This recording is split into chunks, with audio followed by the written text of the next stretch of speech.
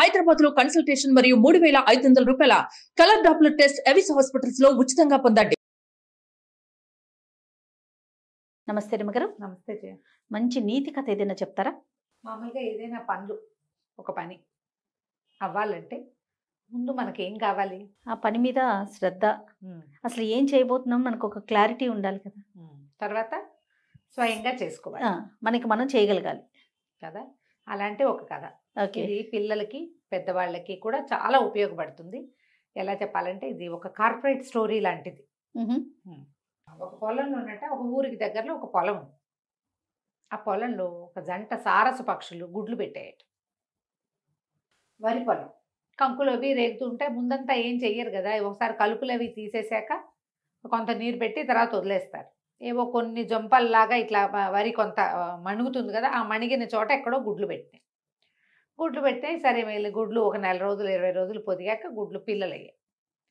పిల్లలు మెల్లిగా ఆహారం తెచ్చిపెట్టినాయి. అయితే ఏమైంది, ఇంతలో వరి కోతకొచ్చింది.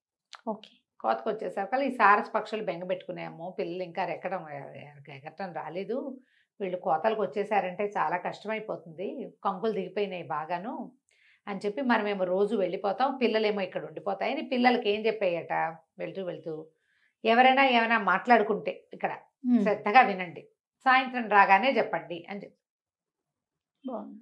పక్షులకు వచ్చే పక్షి పిల్లలు కుయ్యు కుయ్యు అనకుండా చుట్టుపక్కల దృష్టి పెట్టుకుని ఉండటం మొదలుపెట్టినాయి. పరిసరాలు గమనించాలి, ఈ గమనించమని చెప్పినాయి. సరే ఏమైంది, పెద్ద పక్షులు రెండు వెళ్ళిపోయినాయి, తల్లిదండ్రి పిల్లలు ఇక్కడ ఉన్నాయి. సాయంకాలం మధ్యాహ్నం అంతా ఎవరో మనుషులు వచ్చారు. సాయంత్రం తల్లిదండ్రి రాగానే గబగబా చెప్పినాయి, మనం వెళ్ళిపోవాలి. ఆ రైతు వాళ్ళు వచ్చాడు, అబ్బో కంకులు బాగా దిగినాయి, ఊళ్ళో వాళ్ళకి చెప్తాను, పంటలు కొయ్యమని ఊళ్ళో వాళ్ళకి చెప్పేస్తానని అంటున్నాడు, వాళ్ళు వచ్చేస్తారేమో, అమ్మా నాన్న మనం వెళ్ళిపోదాం అన్నారు. పక్షి అంది, ఏం కంగారు లేదు, అదేమి ఇప్పట్లో అవ్వదు, పర్వాలేదు. 3 రోజులు గడిచినాయి. 3 రోజుల్లో పెద్దగా ఎవరూ రాలే. 4వ రోజు మళ్ళీ రైతు వచ్చాడు. ప్రతిరోజు పక్షులు గమనించండి అని చెప్తూ ఉండేవి. 4వ రోజు మళ్ళీ రైతు వచ్చాడు. పక్షి పిల్లల వ్యవహారం అంతా. సాయంకాలం అమ్మ నాన్న రాగానే పదండి వెళ్ళిపోదాం, మనం కొంచెం ఎగరటం వచ్చింది కదా, ఎట్టగొట్ట ఇక్కడి నుంచి దాటుతామంటే ఏం జరిగిందంటే ఆ రైతు వచ్చాడు, ఊళ్ళో వాళ్ళతో పెట్టుకుంటే పని అయ్యేలాగా లేదు, నా అన్నదమ్ములకు చెప్తాను పంట కోసేయమని అని వాళ్ళ ఆవిడికి చెప్తున్నాడు. మరి వాళ్ళ అన్నదమ్ములు రేపు పొద్దున వచ్చేస్తారేమో అమ్మ, మనం వెళ్ళిపోదామంటే సారస్ పక్షి ఏం కొంప మనకేం లేదు, ఇంకా సమయం ఉంది ఓకే అని చెప్పింది. మళ్ళా ఒక 4-5 రోజులు కలిసింది. 5-6 రోజుల తర్వాతకి కంకులు బాగా వంగిపోయి గింజలు రాలుతున్నాయి, గింజలు వదిలేసినాయి కంకులు. కొయ్యిపోతే ఏముంది, సగం పంట పొలంలోనే పడిపోతుంది.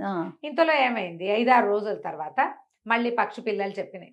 ఎప్పట్లాగానే రైతు వచ్చి మాట్లాడాడు. ఏం మాట్లాడాడు అంటే, ఊళ్ళో వాళ్ళు స్వార్థపరులు, వాళ్ళ పనే వాళ్ళు చూసుకుంటారు కానీ మన పనులు అసలు చేయరు, అలాగని మా అన్నదమ్ములకు చెప్తే వాళ్ళ పని ముందు చేసుకుంటారు కానీ మన పని చేయట్లేదు, మా అన్నదమ్ములు కూడా ఊరు వాళ్ళలాగానే ఉన్నారు, రేపొద్దున నేనే కోస్తానని అంటున్నాడు, మనకేం పర్వాలేదు కదా అన్నయ్య పిల్లలు అనగానే సారస్ పక్షి, అయ్యి బాబోయ్ కొంప మునిగిపోతుంది, రేపొద్దున వాడు వచ్చేస్తాడు, మనం వెళ్ళిపోవాలి. పక్షులకి కొంచెం ఎగరటం వచ్చింది, ఒక మాదిరిగా ఎగురుతున్నాయి, బాగా రాలా, ఒక మాదిరిగా ఎగురుతున్నాయి, ఈ ఎగురుడు చాలు, మనం ఇక్కడి నుంచి వెళ్ళిపోదాం అంటే పిల్లలు ఆశ్చర్యపోయి, అదేమిటి ఇప్పుడు ఇవే మాటలు కదా 3 సార్లు నుంచి మాట్లాడుతున్నాడు, అప్పుడు వద్దన్నావు, ఇప్పుడు ఎందుకు కావాలన్నావు, ఇప్పుడు ఎందుకు వెళ్ళిపోదామంటున్నావు, ఇప్పుడు మాత్రం ఏం భయం ఉందమ్మా అంటే సారస పక్షి తల్లి పక్షి ఇలా చెప్పింది. మొదట జనాలంతా కలిసి ఏదో చేస్తారని నమ్ముతాం మనం, జనాలంతా కలవరు, వాళ్ళకి ఏం పని మన మీద, ఒకళ్ళు ఇద్దరు వస్తారు, మిగిలిన వాళ్ళ కోసం వెయిట్ చేస్తారు, మిగిలిన వాళ్ళు ఎవరు రాకపోతే ఊరుకుంటారు. సొంత కజిన్స్ అన్నదమ్ములు వాళ్ళు కూడా వస్తారు, అసలు వాడు రాకపోతే వాళ్ళు వచ్చి ఏం చేస్తారు, అందుకని వాళ్ళు కూడా రారా, వాడు వచ్చినప్పుడు వాడు వచ్చి అక్కడ పొలం దగ్గర నిలబడి పిలిచినప్పుడు చూద్దాం లేని వాళ్ళు రారు. కానీ రైతు రేపు నేనే కోస్తా అన్నాడంటే తనే నిశ్చయించుకున్నాడంటే చేసి తీరుతాడు. ఎస్, నీ పని ఎప్పుడు నువ్వే సరిగ్గా చేస్తావు, నువ్వు మొదలు పెడితేనే నీ పని, నువ్వు నుంచో పని వాళ్ళని పిలువ వస్తారు, నువ్వు నుంచో అన్నదమ్ములు పిలువ, కజిన్స్ పిలువ, చుట్టాలని పిలువ వస్తారు, నువ్వు రాకుండా మీరు వెళ్ళి చేయండి అంటే ఎవరు చేస్తారమ్మా, ఎవరు చేయరు, నువ్వే నిలబడి చేసుకోవాలి కదా.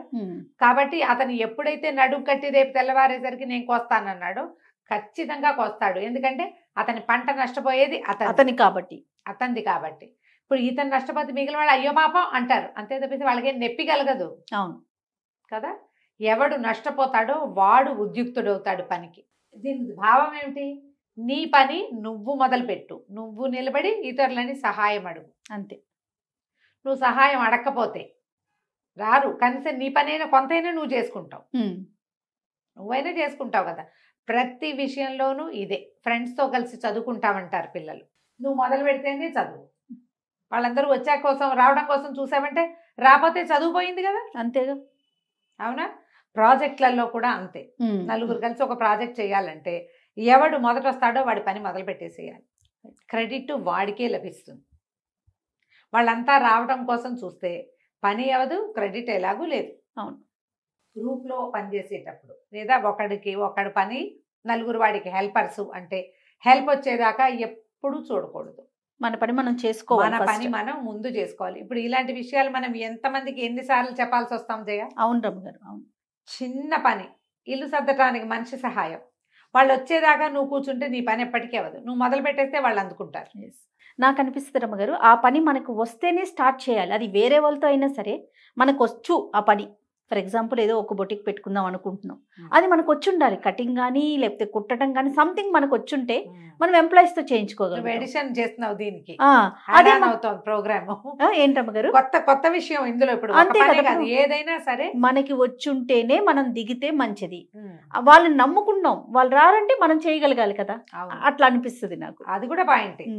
అలాంటివి కూడా పాయింట్లే. పిల్లలకి చెప్పేటప్పుడు, పెద్దవాళ్ళకి చెప్పేటప్పుడు ఏదైనా సరే, నలుగురిని కూర్చి బొటిక్ లో నలుగురిని కూర్చి వ్యాపారాల్లో పెట్టేటప్పుడు దాని మీద నీకు అవగాహన లేకుండా ఇతరులని నమ్మి ఎప్పుడూ చేయకూడదు. ఇది నీ పని మొదట నువ్వు చేసుకోవాలంటే నీకు రావాలి కూడా.